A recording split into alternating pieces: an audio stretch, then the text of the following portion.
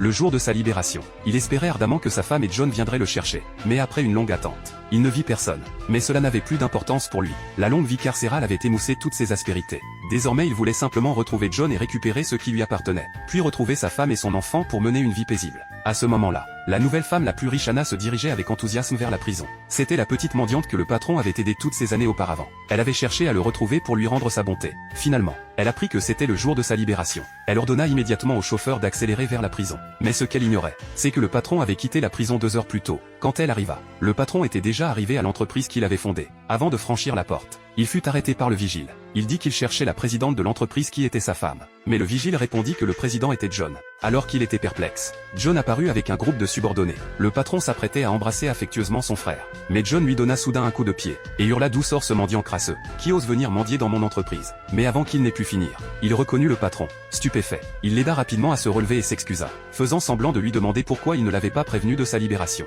Mais le patron n'en avait que faire, et demanda à son bon frère pourquoi sa femme n'était pas la présidente, et où étaient passées ses parts dans l'entreprise. John répondit que sa femme n'avait pas le sens des affaires et que l'entreprise avait déjà fermé. Maintenant c'était lui qui dirigeait tout. Le patron réalisa qu'il ne lui restait plus aucune part dans l'entreprise. Mais il ne voulut pas mettre John dans l'embarras. Il voulait seulement un toit et s'occuper de sa femme et de son enfant après sa sortie de prison. John appela alors un subordonné aux cheveux longs, et lui ordonna de trouver un emploi convenable pour le patron.